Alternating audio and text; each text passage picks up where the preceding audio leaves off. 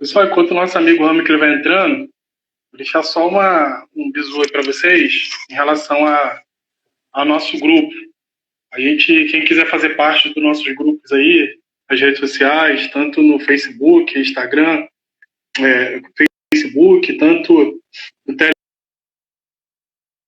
Telegram, WhatsApp, a gente tem um link aí na minha bio que vai para vocês acessarem YouTube, vai fazer parte do nosso grupo no Telegram. Então a gente está em todas as redes sociais aí, do LinkedIn, a gente está em todas as redes, é só você ir lá na nossa bio lá e clicar lá que vai aparecer, e você clica lá e acessa e faz parte da nossa rede. Hamicre, tá ouvindo aí, Hamicre? Tá tentando acessar? Alô, Hamicre?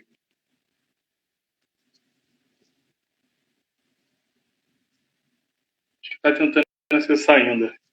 Então hoje a gente vai falar, que eu falei, hoje a gente vai falar sobre o que é SMS. Qualidade, segurança, meio ambiente, saúde. Então a gente vai falar um pouco da importância. Eu acho super importante para o logístico ali saber sobre a questão, somente na área de segurança e qualidade. Então, se pós-Covid-19 a gente sabe que a gente vai ser bastante cobrado aí, vai ter bastante correria. Então, uma das coisas que a gente trouxe o Ramo é justamente para isso, para a gente debater a parte em relação à qualidade, ter uma operação logística com mais segurança. Então, assim, eu acho que vai ser bem legal. Deixa as perguntas, quem puder já deixando as perguntas aí, beleza? Então, Hamilton, seja bem-vindo. Muito obrigado por aceitar esse convite aí. Eu sei que tem uma correria muito grande aí no seu trabalho. Imagino como deve estar para você em relação às suas operações aí. Alô, Ih, caiu de novo. Obrigado, meu amigo. Caiu aí? Tá ouvindo? Tá ouvindo? Não, bem, tô ouvindo bem. Eu vou fazer minha apresentação aqui, uma breve apresentação. Agradecer aí que eu vi que entrou um grande amigo meu aí, o Magno Rocha, falou que ia participar e está aí participando. Um técnico de segurança que a gente trabalhou junto, um grande irmão. Meu nome é Hamicle, como você apresentou. Eu tenho mais ou menos aí uns 15 anos, tá, nessa área de segurança do trabalho, qualidade. Então, desde que eu comecei, na verdade,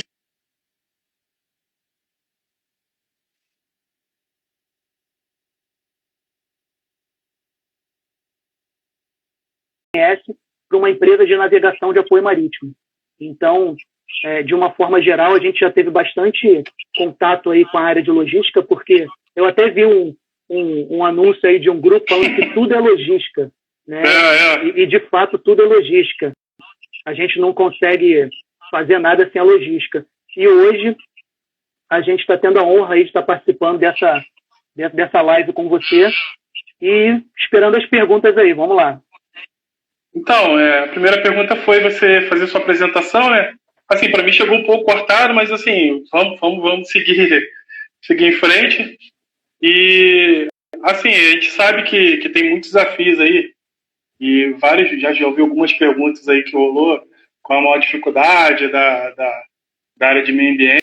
Acho que existe uma dificuldade na área de segurança também. Às vezes você tem uma equipe um pouco imatura operacionalmente. A gente vê cada coisa que acontece dentro da área operacional. Às vezes já peguei situações assim. Eu acho que quando a gente muda um pouco a nossa visão como de gestor, a gente sai um pouco daquela visão mais, vamos dizer, de auxiliar, de ajudante. A gente passa a começar a galgar alguns cargos como gestão, de coordenador, aí chega gerente. A gente começa a mudar um pouco a nossa visão em relação à segurança, à qualidade, e a gente começa a ter um pouco mais de responsabilidade, porque a responsabilidade deixa de ser somente a minha segurança e o que eu faço. Não, agora você toma conta do todo. Assim, pensando nisso tudo, e eu sei que deve ser um grande desafio para vocês hoje, de que é SMS, essa pandemia, vocês devem estar trabalhando com alguns protocolos aí, deve estar uma correria danada para vocês. Como o setor de que é SMS está reagindo ao cenário atual? Quais protocolos de segurança, saúde as empresas estão adotando em relação à Covid-19? Olha, Rodrigo, Rodrigo, é muito pertinente porque assim, hoje a gente está numa situação em que tudo mudou, né? É o tal do novo normal que as pessoas estão falando. Uhum. Então, em termos de segurança hoje, só para você ter uma ideia, a gente está trabalhando numa empresa de navegação de apoio marítimo, onde os tripulantes que teriam 28 dias de folga estão sendo obrigados a vir 7 dias antes, ficar numa quarentena em um hotel, tá? Isso é um primeiro protocolo, fica 7 dias totalmente isolado no hotel, cada um nos seus quartos, fazem um teste rápido no dia do embarque para identificação ou não do Covid e passam por uma avaliação médica antes de fazer o embarque. Então, eles vêm 7 dias antes e cumprem uma quarentena, porque nesse conceito de quarentena, se a pessoa mora em outro estado e ela vem de avião, isso já quebra o protocolo de quarentena, porque ela andou no transporte público. Então, ela precisa vir 7 dias antes, aguardar em um hotel totalmente isolado, alimentação servida no quarto, para não ter contato com outras pessoas, fazer o exame do teste rápido no dia do embarque, ser autorizado, avaliado e autorizado por um médico para que ele possa embarcar. E aí, o pessoal que está a bordo desembarca sem contato nenhum com quem está embarcando, e aí eles adentram a embarcação, e a partir daquele momento eles fazem todo um protocolo que mudou tudo hoje. Hoje você faz higienização a cada 3 dias, você troca roupa de cama total a cada 3 dias. Então, assim, são procedimentos que, na verdade, mudou tudo que você conhecia hoje em termos de segurança. Nessa área, para o combate ao Covid, mudou tudo. Tá? Todos os protocolos da Anvisa. Só para você ter uma ideia, a Anvisa, o Ministério Público, né, a Petrobras, eles fizeram um protocolo chamado Protocolo Ouro Negro, tá? Com várias normas que foram expedidas por esses órgãos para que a gente possa atender enquanto empresa para poder operar pela Petrobras com a autorização da Anvisa, Ministério Público. Então, assim, foi um impacto muito grande para a gente. E a gente está tendo que se adequar a isso, porque hoje você não consegue mais fazer o treinamento, por exemplo, presencial. Né? Só para você ter uma ideia, Rodrigo, hoje eu comecei meu dia com uma reunião de equipe no Skype, né? Depois nós fomos fazer o treinamento com a turma que está embarcando hoje. Então, nós fizemos um treinamento 100% online, onde nós disponibilizamos todo o treinamento no Google Classroom e fizemos vamos dizer assim, uma reunião para parar arestas, ou seja, para tirar dúvidas numa plataforma chamada Teams. Então, assim, hoje tudo é plataforma digital e a gente que trabalha na área de segurança do trabalho também está precisando se reinventar. Né? Gravar treinamentos online, provas online, usar uma plataforma online. Então, assim, a gente está tendo realmente que se reinventar. Tá? Não tem sido fácil, não. E a questão de DDS, a gente sabe que dentro da área de operações, a DDS, essa parte assim, e como é que está sendo? Até uma dúvida, acho que da maioria das pessoas que trabalham com operação, assim, como está sendo o DDS, essa reunião de segurança diária, assim, porque a gente sabe que os técnicos de segurança, eles não estão, vamos dizer que estão em home office, mas também não pode deixar de ter esse diálogo diário, né? A gente já sabe que tendo já é complicado, não tendo, então fica mais difícil ainda. Assim, está sendo via Skype, está sendo online. O que a gente tem feito a gente tem um sistema onde a embarcação ela acessa também esse sistema a bordo, então a gente coloca todo o conteúdo dos DDS nesse sistema e é acessado pelo comandante da embarcação, e ele é que está tendo o papel hoje de estar fazendo, ele é um oficial designado por ele, está tendo o papel de fazer o DDS, né, diário nas embarcações. No caso da embarcação, a embarcação hoje ela tem como é que eu vou dizer, a segurança do trabalho no apoio marítimo ela é um pouco remota já. Né? A gente serve mais como um consultor, muitas vezes, do que como um executor. Tá? Então, na parte da navegação, ela já funciona assim. Eu creio que o impacto maior tem sido na área portuária, né, e na indústria de uma forma geral, onde você está tendo que limitar a presença das pessoas nas atividades de trabalho. Então, para a navegação de apoio marítimo, a gente tem essa facilidade porque já é um trabalho remoto. Né? Então, normalmente, só para você ter uma ideia, eles vão emitir uma permissão de trabalho a bordo. Né? Então, eles fazem um processo de reunião pré-tarefa, análise preliminar de risco e permissão de trabalho. Eles fazem toda essa documentação e nos enviam por e-mail. E aí a gente avalia a documentação por e-mail e valida, diz, olha, você está atendendo o procedimento. E a partir disso, um oficial a bordo executa o processo de permissão de trabalho a bordo. Então, a gente já tinha esse trabalho. Para a gente, nesse aspecto, não trouxe um impacto, não, mas eu creio que nas outras áreas, né, com certeza está trazendo um impacto.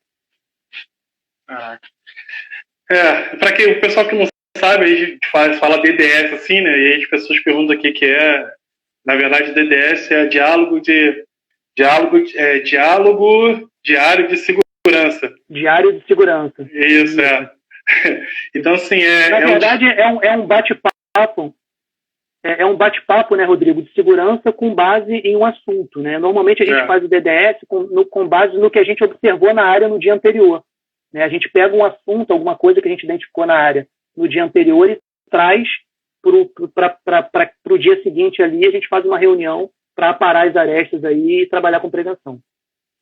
Então, pensando dessa forma, aí a gente já falou um pouco sobre a parte de DDS, e eu tenho algumas perguntas aqui, mas eu vou tentar seguir um pouco nosso raciocínio.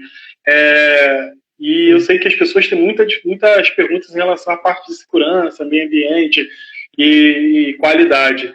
E a pergunta que eu tenho assim, para você é como trabalhar e diminuir os riscos e tornar a operação logística mais segura. A gente sabe que após essa Covid aí vai ser aquela correria que a gente já sabe como é que é a operação, e aí vamos fazer, tem que sair, tem que acontecer, tem que executar, e como a gente tornar, diminuir esses riscos e tornar as operações mais seguras em relação a esse novo, né, que o pessoal tem falado aí.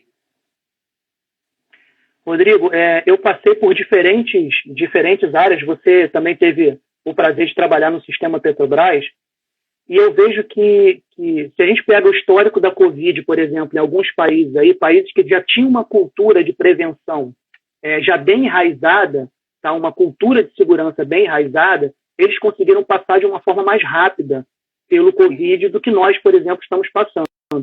Então, o que eu tenho visto nos dias de hoje? Qual é o maior desafio quando a gente fala de segurança, tanto nas operações de logística como em qualquer área? É a cultura de segurança. Eu tive experiências de implementar a cultura de segurança em uma empresa de concessão de rodovia que eu tive o prazer de trabalhar. E só para você ter uma ideia, Rodrigo, essa concessão ela avançava por 2 estados.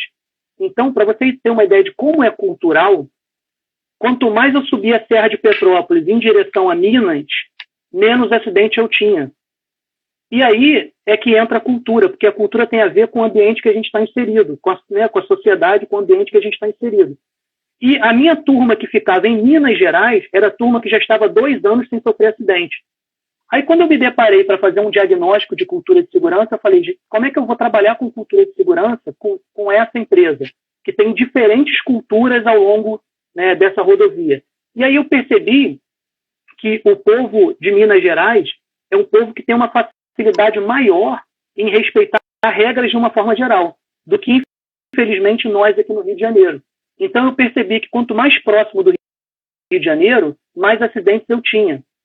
E aí, um assunto que foi assim, emblemático para mim, para que eu realmente entendesse que a cultura de segurança é real, foi quando eu estava num ônibus aqui no Rio, próximo da minha casa já, voltando do trabalho, pensando sobre cultura de segurança, falando, meu Deus, me ajuda porque eu preciso de uma ideia para implementar isso aí. Eu olhei para o lado, Rodrigo, o ônibus, olhei pela janela, tinha um carro com uma criança de aproximadamente 5 anos de idade, sentada no banco da frente, com uma garrafa de água, sem cinto, sem nada. Na mesma hora já me deu um estalo.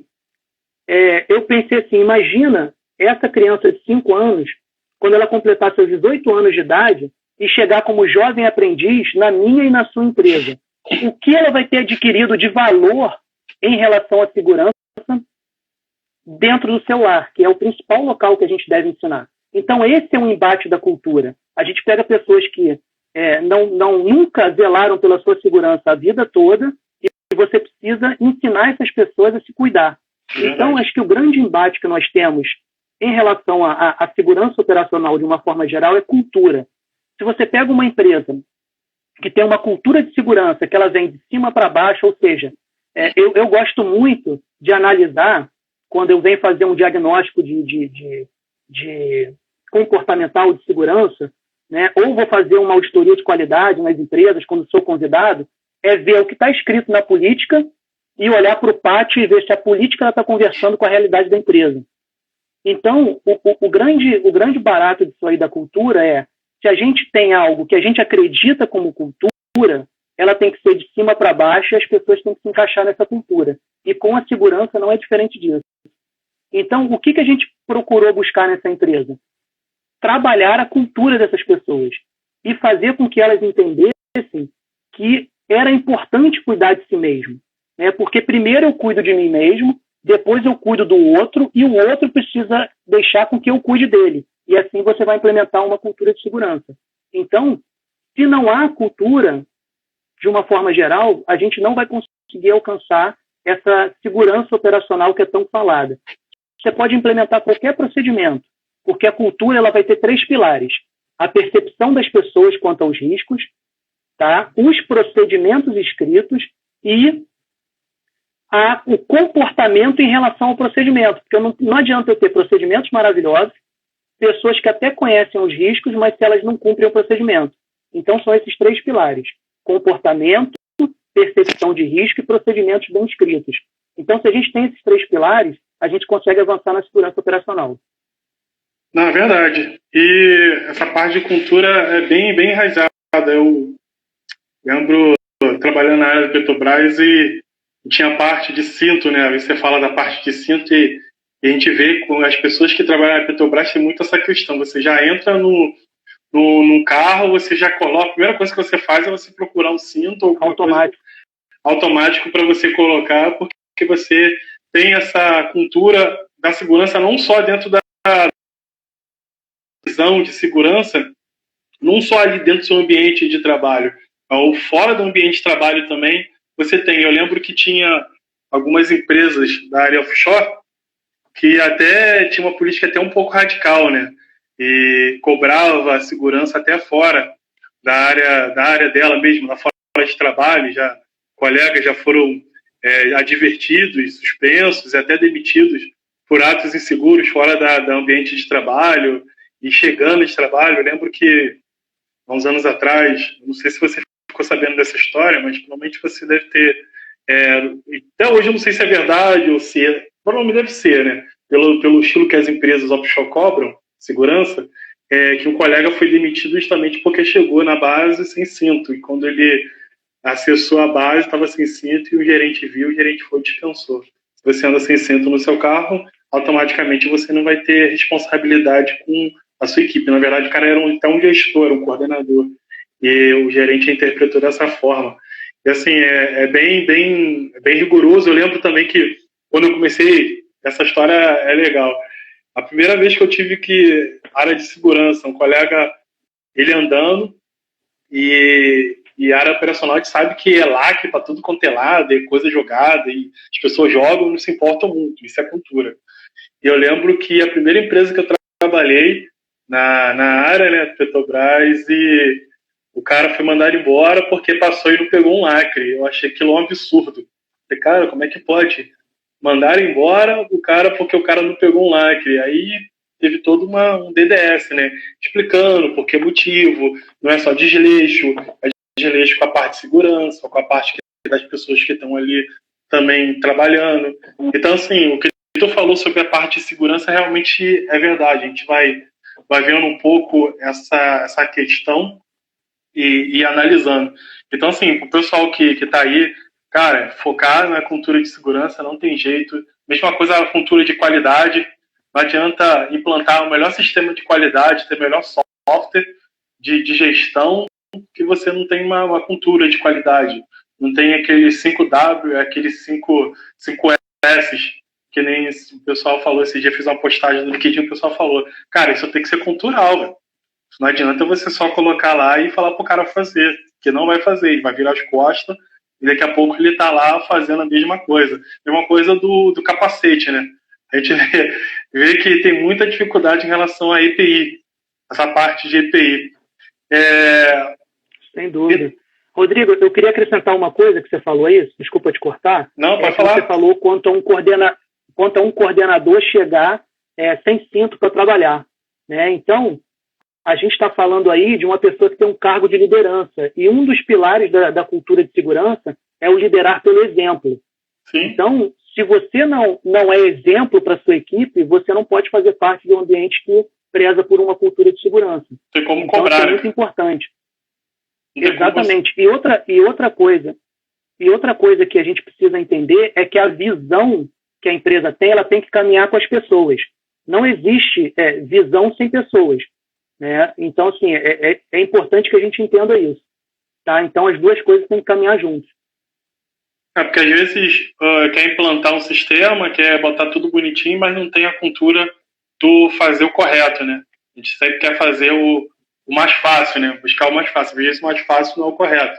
E a gente que trabalha com logística, a gente sabe que o logística é muito bom em execução.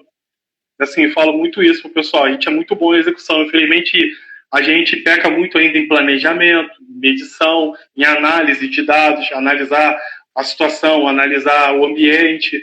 Então, assim, é uma crítica que eu tenho em relação a nós mesmos de logística, que a gente precisa melhorar, a gente reclama tanto de uma série de coisas, de ser valorizado, mas a gente precisa também dessa questão de não só executar bem, a gente precisa planejar, analisar, medir bem o que está sendo feito, até mesmo porque não adianta você fazer uma operação perfeita se lá na frente você colocou sua equipe em risco.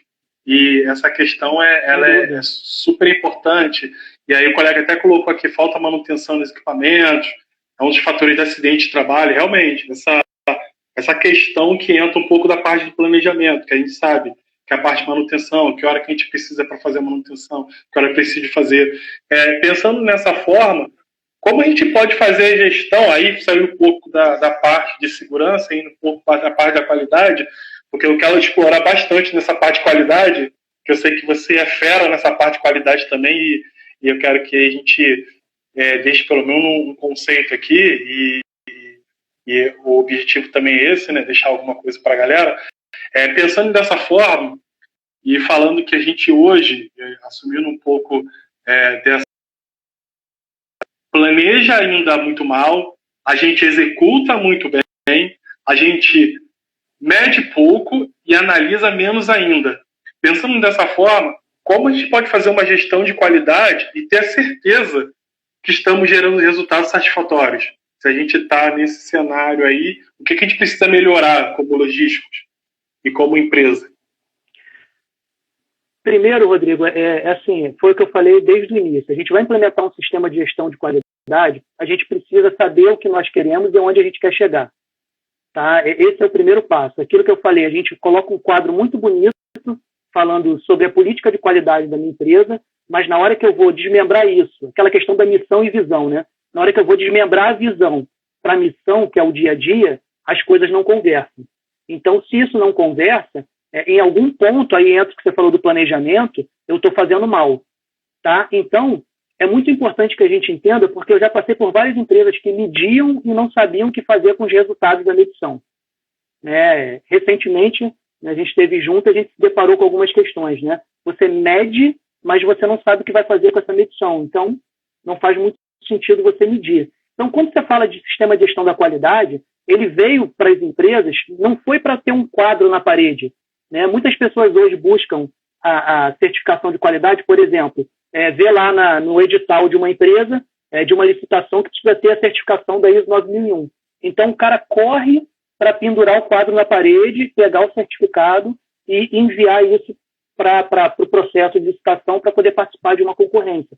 Só que ele esquece que o sistema de gestão da qualidade ele foi feito para padronizar, para evitar o seu retrabalho, né, para poder você ter a capacidade de ter uma empresa padronizada em todas as suas áreas. E aí, respondendo um amigo que perguntou se a ausência de manutenção é um fator de acidente, está intimamente ligado. Tá? Então, se você tem um sistema de gestão da qualidade que você roda, você tem manutenções preventivas e corretivas funcionando, porque você mede isso. Né? Então, eu tenho lá quantas manutenções o meu sistema planejou para esse mês, quantas realizadas.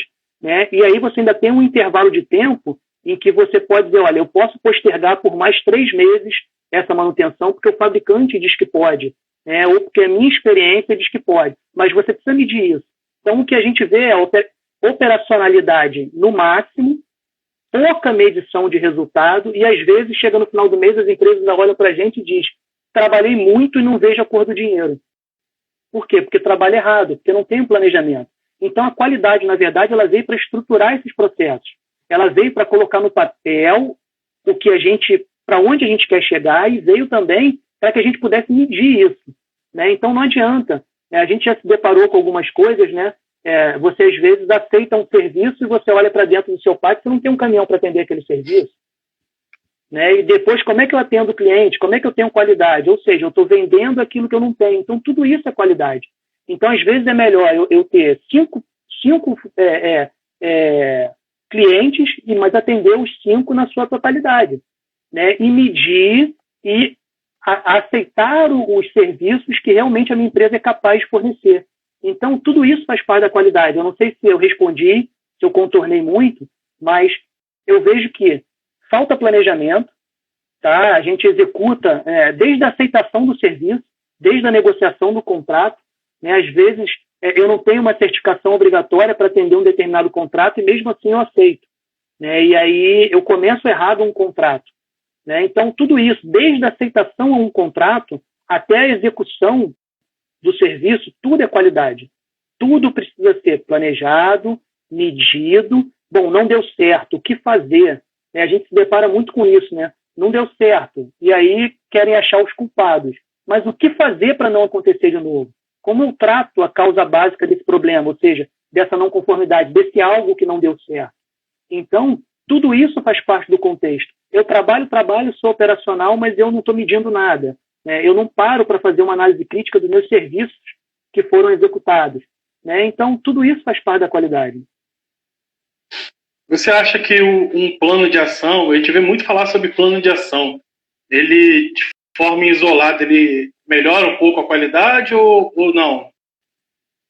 Porque a gente vê muito falar sobre plano de ação. Eu vejo muito, não, porque tem que fazer o plano de ação. Porque tem que ser. Às vezes, eu tenho uma sensação até que a gente tem dificuldade até de elaborar um plano de ação. Não sei, às vezes tem a sensação que o plano de ação é feito de forma até incorreta.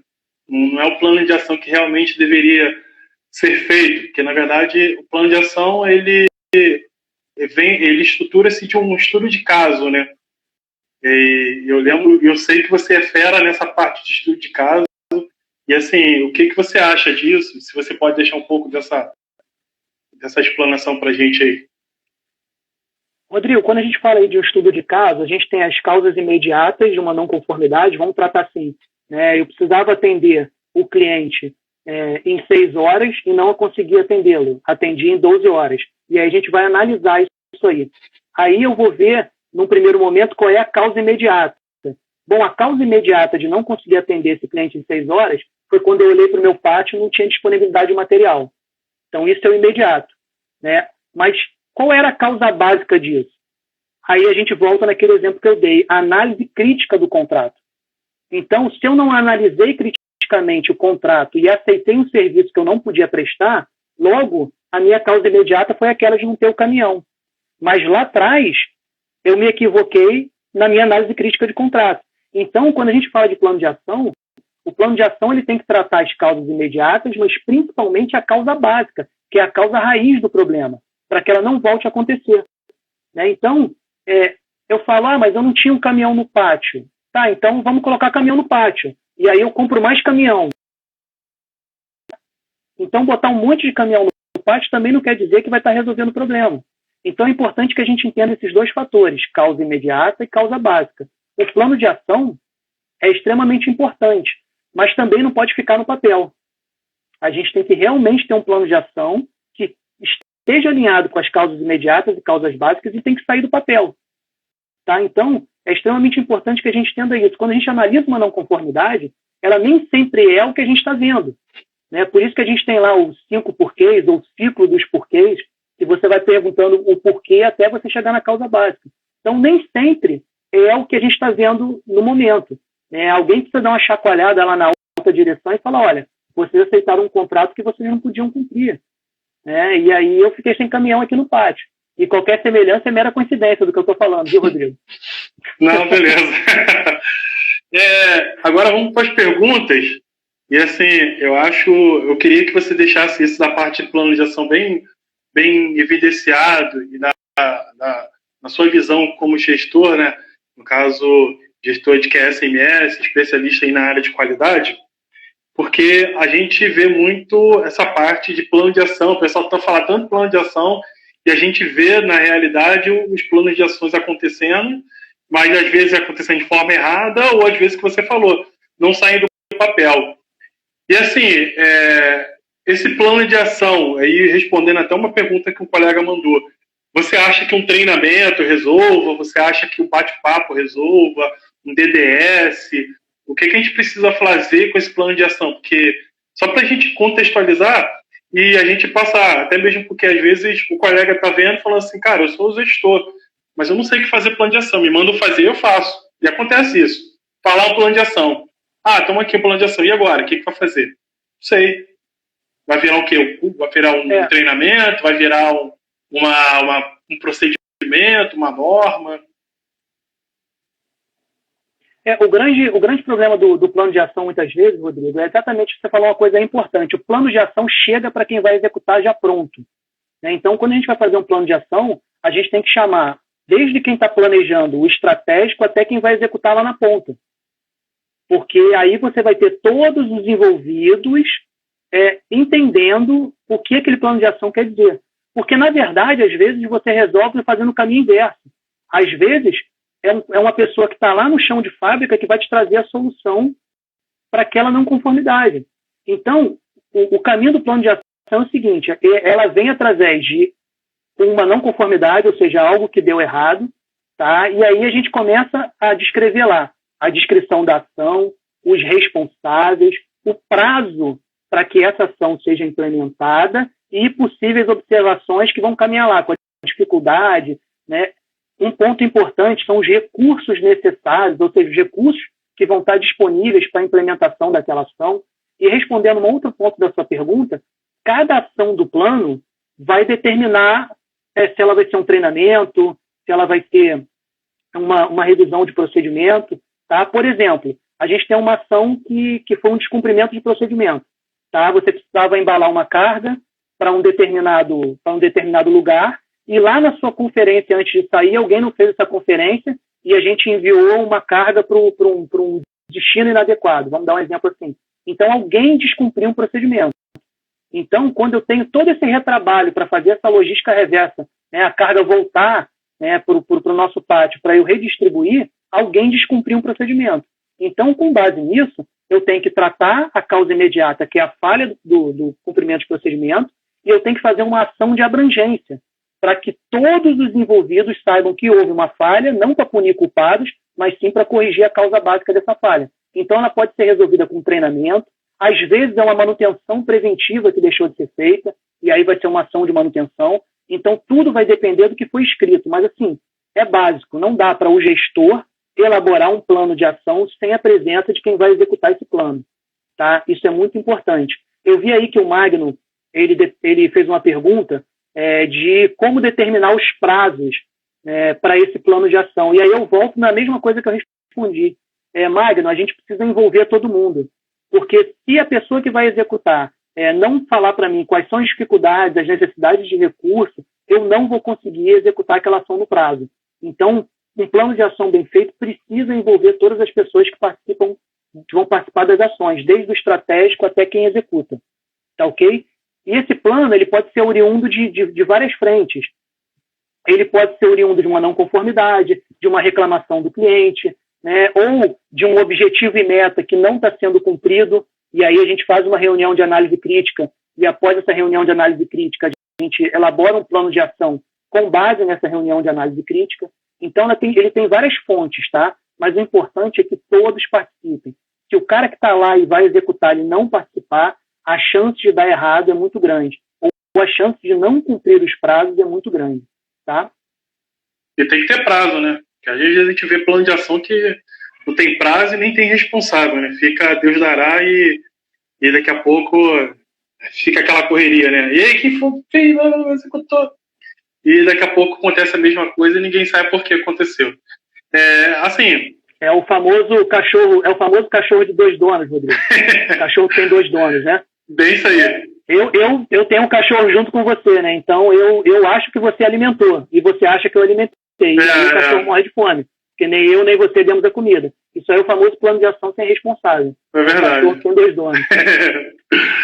O JP Júnior, ele tinha mandado a pergunta, mas você já respondeu.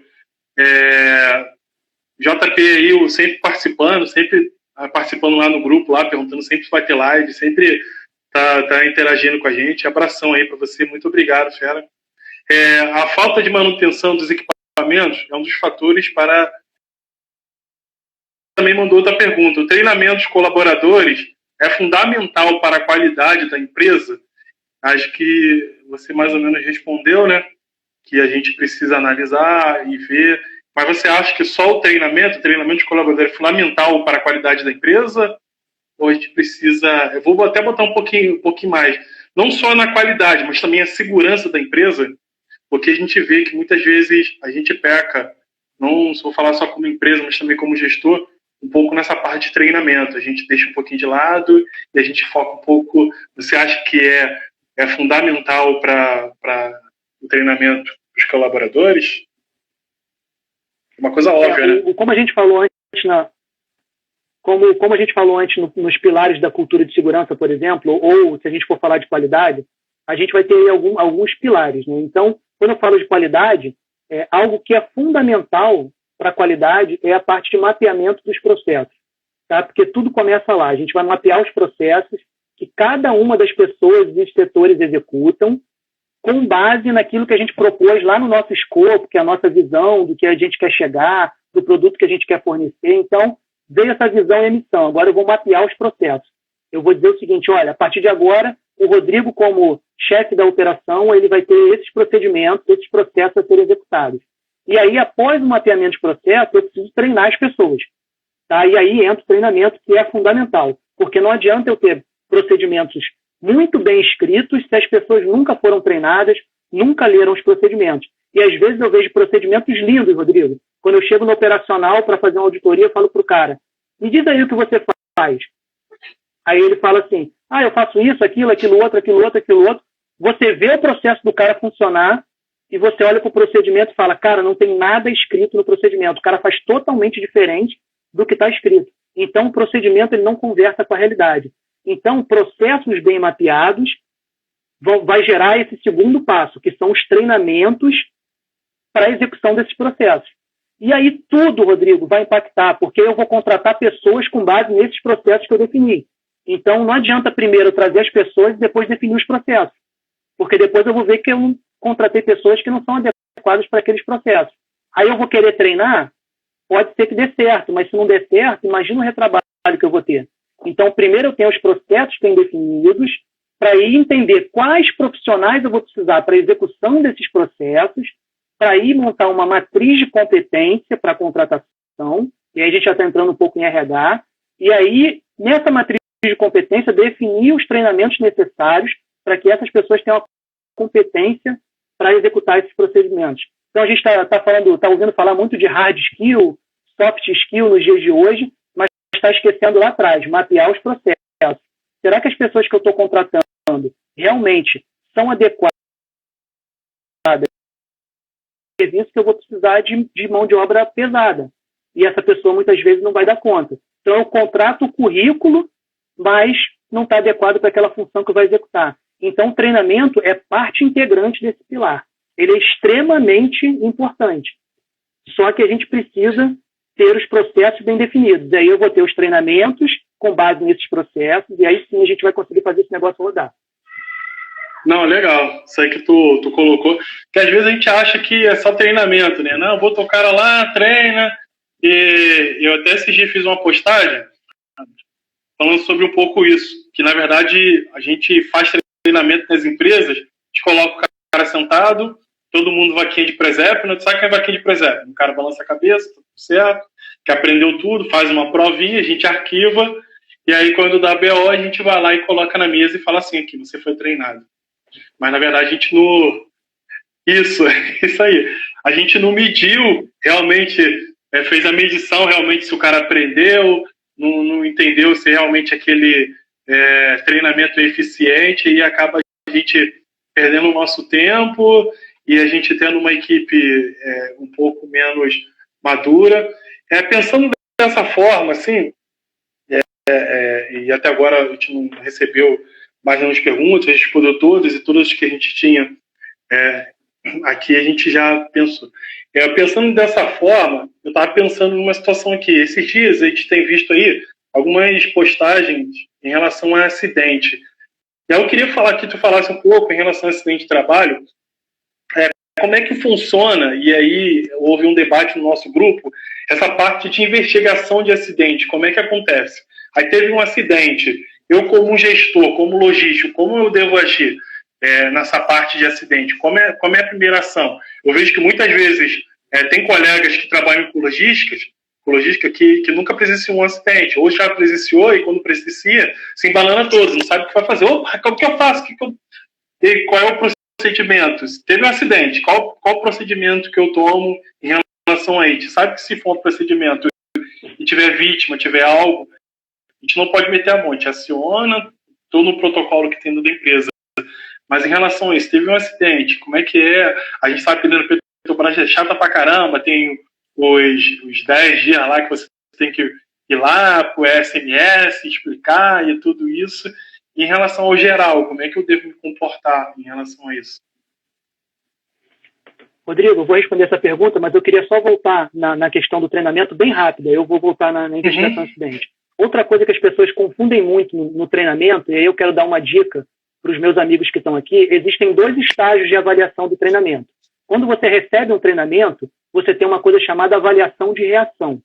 Isso, a maioria das empresas certificadas na ISO 9001 tem esse procedimento. Então, o que é uma avaliação de reação?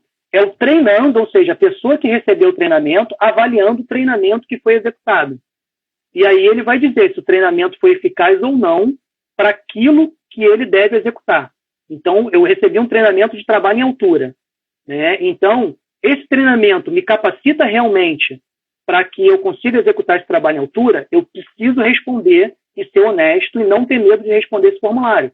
Porque às vezes eu recebo um treinamento muito ruim e lá na frente acontece um acidente comigo e você vai dizer, mas o treinamento não foi tão bom assim. Mas cadê a avaliação de reação? Você dizendo que o treinamento não foi bom, que o treinamento não te proporcionou, né, deixar você apto para a execução daquela atividade. Então, essa é a avaliação de reação. Um período depois, aí o RH ou o gestor direto desse profissional, ele vai dizer o seguinte, vamos avaliar o Rodrigo no treinamento de trabalho em altura. Aí você vai ter uma forma de avaliar esse treinamento. Bom, nesses últimos treinamentos, o Rodrigo, em uma auditoria comportamental, ele deixou de cumprir algum procedimento de trabalho em altura? Não, ele cumpriu todo o procedimento. Rodrigo já sofreu algum acidente de trabalho em altura? Não, ele não sofreu. Então, a gente pode dizer que o treinamento que foi ministrado ao Rodrigo foi eficaz. Depois de 3 meses, a gente faz essa avaliação. Ou depois de 6 meses. Tá? Então, esses são os estágios do treinamento. Então, se eu faço um treinamento... Estão me ouvindo bem aí? Tô. Travou um pouquinho aqui para mim? Então, beleza. Então, se eu faço um treinamento, primeiro passo, avaliação de reação. Foi bom o treinamento? Eu tenho aqui um amigo aí, o Renan Casimiro, né, que ele ministra treinamento, por exemplo, de trabalho em altura. Então, tem lá a avaliação de reação. Então, se o treinamento não foi bom, a pessoa tem que dizer, Rodrigo. Porque senão, lá na frente, numa investigação de acidente, isso pode penalizá-lo, se ele não falar. 3 meses depois, a gente vai avaliar o processo do treinamento. Foi legal? E aí a gente tem que ter também ferramentas para avaliar isso. Tá? Na verdade, dizer que o treinamento foi eficaz e pronto. Eu acho que acontece muito, sabe porque eu falei sobre investigação? Eu fiquei um pouco assustado em relação a isso, porque eu vi de alguns colegas que eles nunca participaram de uma investigação, não sabem como funciona, entendeu? Assim, O Rodrigo, para chegar agora na questão da investigação, vamos lá. Primeiro passo da investigação de acidente, a gente tem que ter um procedimento de investigação de acidente, uma metodologia que vai ser aplicada para a investigação desse acidente. Nós temos diversas metodologias hoje. Tá? A Petrobras, por exemplo, ela trabalha hoje com uma específica, para toda a área de apoio marítimo. Ela trabalha com uma única ferramenta, que é extremamente boa, digamos assim. Eu gosto muito da ferramenta. Então, primeiro você precisa ter um procedimento. E nesse procedimento, a gente vai fazer uma graduação do acidente com base na gravidade desse acidente. Tá? Então, a gente vai dizer que foi um acidente leve até um acidente de alto potencial. E, com essa graduação aí, você vai estabelecer a comissão de investigação de acidente. Então, nessa comissão, a gente precisa envolver o supervisor direto desse profissional, a gente precisa envolver o gestor dele, a gente precisa envolver os recursos humanos, a gente precisa envolver o setor de segurança do trabalho. Se o setor de qualidade é à parte, a gente precisa chamar o pessoal da qualidade. Por quê, Rodrigo? Cada uma dessas áreas pode ser que tenha que tomar uma ação nesse acidente. Então, se eu vou investigar um acidente, por exemplo, identifico que foi uma falha de cumprimento de procedimento. Então, o cara da qualidade tem que me ajudar. Se foi, por exemplo, um ato inseguro, ele deixou de usar um EPI, por exemplo, eu tenho que chamar o cara da segurança do trabalho. Mas o supervisor do cara é aquele que está no dia a dia com ele. Quem é que pode tomar uma ação de prevenção? Sou eu, que tenho que rodar a empresa inteira, ou o supervisor direto do cara? Então, a investigação de acidente é uma coisa muito complexa, não é simplesmente responder a um questionário. Né? A gente precisa avaliar o que eu falei, as causas imediatas e a causa básica desse acidente. Então, se o treinamento foi ineficaz, por exemplo, né, e aí está lá na avaliação de reação do cara que o cara disse que o treinamento não foi bom, mas a empresa mesmo assim colocou o cara para a área. Quando a gente vai pegar essa documentação toda, a gente vai dizer, o treinamento foi ineficaz, está escrito na avaliação de reação e essa é a causa básica. Você colocou uma pessoa que não tinha perícia para executar essa atividade. Então, essa questão da investigação de acidente, ela tem que ser multidisciplinar. Aí, o Magno lembrou aqui, envolver a CIPA, a Comissão Interna de Prevenção de Acidente. Perfeito, Magno. A CIPA tem que estar junto nesse processo. A CIPA e todos os setores envolvidos, como eu falei. E aí, isso vai dizer exatamente no procedimento, Magno. Procedimento vai. E aí, a gente vai fazer a investigação de acidente. É importante dizer que essa investigação, Rodrigo, não é para achar o culpado e demitir o cara, é para corrigir, para que a nossa empresa não tenha mais acidente. A gente precisa estar em uma coisa que a Petrobras fala muito, que são as lições aprendidas. Então, quais foram as minhas lições aprendidas com essa falha? E aí eu corrijo com base nas lições aprendidas e aí eu não tenho mais esse evento ocorrendo na minha empresa. Tem uma grande empresa, né, chamada ExxonMobil, né, muita gente vai conhecer aí, que teve um dos maiores acidentes com a embarcação Exxon Valdez. Tá? Isso aí eu estou contando uma coisa que aconteceu comigo. E aí eu trabalhava numa empresa de navegação de apoio marítimo que foi abastecer uma embarcação. Faltam 2 minutos. Abastecer uma embarcação. 2 minutos? Foi abastecer uma embarcação nesse porto, tá? E aí, quando a gente teve um problema operacional a bordo, o pessoal do porto dessa empresa interrompeu a gente. E aí eles disseram o seguinte, olha, até que vocês achem a causa básica, a gente não vai abastecer mais o navio de vocês. E citaram o caso do Exxon Valdez, dessa embarcação, como caso emblemático para eles, Rodrigo, porque eles falaram o seguinte, a empresa aprendeu com esse acidente. O impacto foi tão grande que a empresa prometeu para a sociedade, para o governo, para todos os envolvidos, que nunca mais teria um acidente. Por isso é que a gente não vai continuar abastecendo o seu navio. Então, assim, isso é muito sério, isso é cultural, a gente precisa aprender com isso. Não, é verdade. Essa parte aí a gente tem que aprender. E eu falo muito, eu perguntei essa parte de investigação, perguntei, porque a gente teve um debate e a gente sabe que isso é super importante e tem que fazer. A galera que é da logística acha às vezes que, não, deixa lá para o Tec Segurança que ele resolve isso tudo. Não, a gente também tem que resolver isso aí, a gente tem que participar também. Segurança é uma responsabilidade de todos, a gente aprendeu isso. A gente sabe que isso está na veia, tem que estar na veia. Mediante isso tudo, queria agradecer a sua presença, Ramiclay. Queria agradecer a presença de todos que participaram. Cara, foi surreal essa live. Infelizmente, o Instagram ele dá muito pouco tempo para a gente. Então, 1 hora é rápido para a gente falar o que a gente tem que falar. Então, assim, vou deixar as considerações contigo e você encerra aí para a gente essa super live. Muito obrigado. E vamos marcar uma próxima aí, porque tem bastante coisa para a gente conversar. Rodrigo, eu vou falar bem rapidinho. eu queria deixar à disposição, cara, por exemplo, se você falar lá no grupo, ver lá no grupo que o pessoal quer falar mais sobre investigação de acidente, cara, no teu cronograma aí, me coloca uma vez por mês junto com você e dá o tema, a gente vai falar sobre investigação de acidente. Um dia só para falar de investigação de acidente, com estudos de caso, a gente faz um trabalho bem legal com vocês. Agradecer muito os meus amigos que apareceram aí também, tá? Eu vi o Renan, o Magno, outras pessoas aí, tá bom? Que participaram, e dizer que eu estou à disposição, meu amigo. Quando você me chamar, eu estou aí contigo, tá bom? Pô, agradeço aí, cara. Foi muito bom. Que pena que é 1 hora. Passar para frente a gente faz em outros canais aí que é um pouco mais de tempo.